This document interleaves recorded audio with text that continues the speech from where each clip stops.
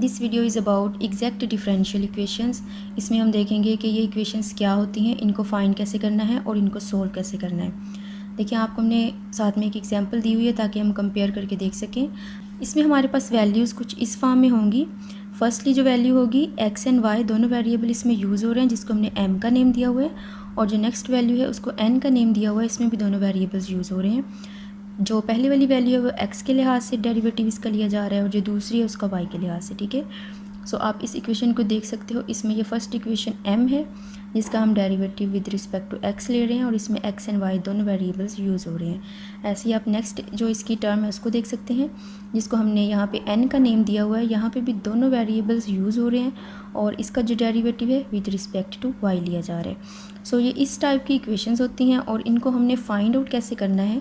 हमने यहाँ पे जो वैल्यू होती है m हमारे पास, उसका हमने डेरिवेटिव लेना है विद रिस्पेक्ट टू y इस टर्म का। ठीक है, और नेक्स्ट हमने जो n है इसका डेरिवेटिव लेना है विद रिस्पेक्ट टू x। तो अगर इन दोनों के डेरिवेटिव इक्वल आ जाएं तो ऐसी इक्वेशंस एग्जैक्ट डिफरेंशियल इक्वेशंस हो जाएंगी। सो हम इसको सोल्व करके देखते हैं।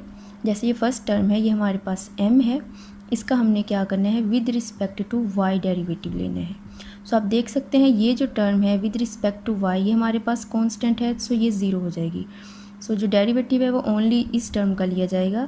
यहाँ पे y की पावर 1 है, सो जब हम इसका डेरिवेटिव लेंगे हमारे पास आंसर 4x आ जाएगा, क्योंकि y का डेरिवेटिव 1 हो जाएगा।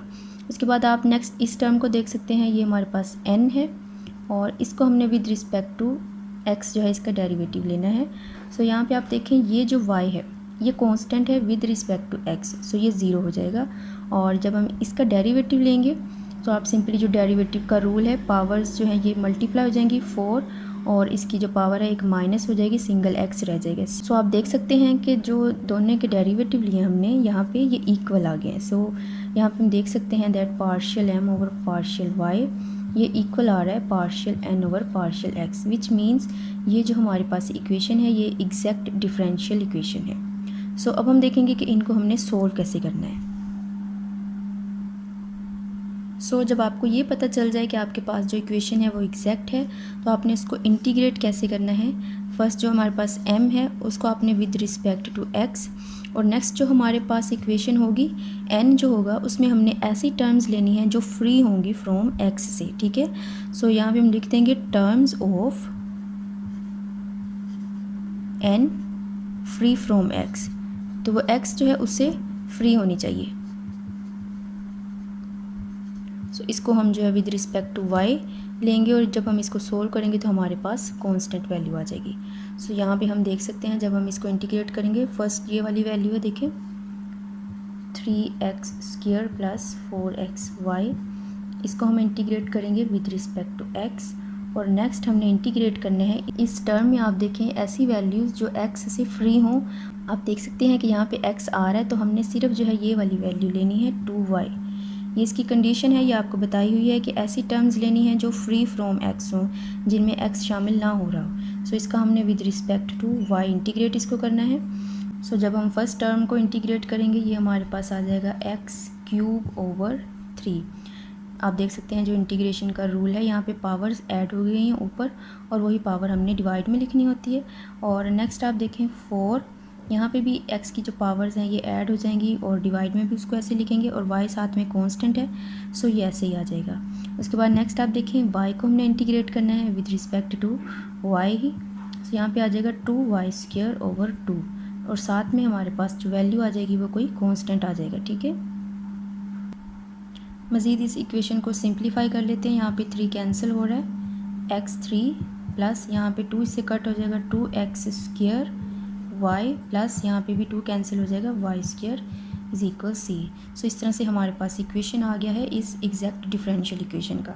सो आपने यही मेथड देखना है। सबसे पहले आपने देखना है कि उनमें जो हमारे पास वैल्यूज़ हैं, जब हम उनका डेरिवेटिव लेंगे, जो फर्स्ट टर्म है विद रिस्पेक्ट टू y और जो सेकंड टर्म है उसका विद रिस्पेक्ट टू x, तो वो इक्वल आना चाहिए। अगर वो इक्वल आ जाएगा तो हमारे पास एग्जैक्ट इक्वेशंस होंगी। और उसके बाद आपने ये वाला फार्मूला यूज़ करना है कि आपने जो फर्स्ट टर्म है m उसको with respect to x integrate करना है, और जो सेकंड टर्म है n उसको आपने with respect to y integrate करना है। लेकिन आपने उसमें ऐसी टर्म्स लेनी है जिनमें x यूज़ ना हो रहा हो। ठीक है, एक और एग्जांपल हम देख लेते हैं यहाँ पे। सो इस एग्जाम्पल को आप देखें, हमने यहाँ पे फाइंड आउट करना है कि ये एग्जैक्ट है या नहीं है। सो आप क्या करेंगे, सबसे पहले ये जो टर्म है ये हमारे पास m है, इसको हमने विद रिस्पेक्ट टू y इसका हमने जो है वो डेरिवेटिव लेना है। सो आप क्या करेंगे, partial m over partial y, इसका आप डेरिवेटिव लेके देखें विद रिस्पेक्ट टू y। यहाँ पे देखें y की वैल्यू 1 आ जाएगी तो हमारे पास वैल्यू रह जाएगी 2x, और यहाँ पे भी y की वैल्यू 1 आ जाएगी। और जब हम tan का डेरिवेटिव लेते हैं तो वो हमारे पास आ जाता है सेकेंड स्क्वायर y। ठीक है, सो इस तरह से ये हमारे पास आ गई है partial m over partial y। Next ये जो टर्म है ये n है हमारे पास, इसका हमने डेरिवेटिव लेना है विद रिस्पेक्ट टू x। सो जब आप इसका डेरिवेटिव लेंगे तो यहाँ पे देखिए आ जाएगा 2x, और यहाँ पे x जो है इसका 1, और ये एज अ कांस्टेंट हमारे पास वैल्यू आ जाएगी -10 स्क्वायर y। और सेकेंड स्क्वायर y ये भी कोई कांस्टेंट है, तो जब हम इसका डेरिवेटिव लेंगे ये 0 हो जाएगा। सो ये हमारे पास जो इक्वेशन है ये बन रही है 2x माइनस 10 स्क्वायर y। और अगर हम इस इक्वेशन को सिंप्लीफाई करें 2x 1 minus second square y, तो ये जो फार्मूला बन रहा है ये भी 10 स्क्वायर y का बन रहा है। सो यहाँ पे हमने इसको सिंप्लीफाई कर दिया है। यहाँ पे हमारे पास नेगेटिव वैल्यू आएगी क्योंकि जो फार्मूला होता है 10 स्क्वायर y वो इक्वल होता है सेकेंड स्क्वायर y -1 के। ठीक है, सो ये माइनस में आ जाएगा।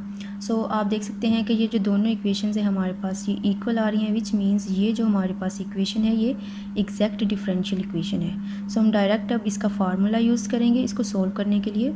उसमें हमने क्या करना है, जो हमारे पास फर्स्ट वैल्यू है उसको हमने इंटीग्रेट करना है 2xy plus y minus 10y, इसको हमने विद रिस्पेक्ट टू x। और जो नेक्स्ट हमारे पास वैल्यूज़ हैं इसमें आपने देखना है ऐसी टर्म्स जो x से फ्री हों।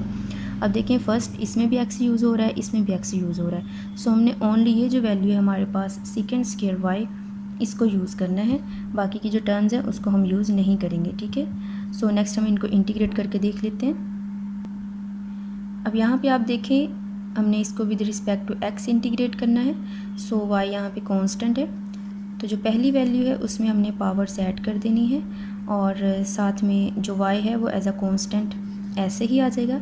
नेक्स्ट ये देखें इसके साथ हमारा वेरिएबल x आ जाएगा, और यहाँ पे भी वेरिएबल x जो है ये ऐड हो जाएगा कांस्टेंट के साथ। और नेक्स्ट इस वैल्यू को देखें सेकेंड स्क्वायर y, जब हम इसको इंटीग्रेट करेंगे तो ये वापस हमारे पास 10y बन जाएगा। ठीक है, अभी हमने आपको यहाँ पे बताया था कि जब हम 10 का डेरिवेटिव लेते हैं तो वो सेकेंड स्क्वायर आता है, और जब हम सेकेंड स्क्वायर को इंटीग्रेट करते हैं तो वो 10y में आ जाएगा।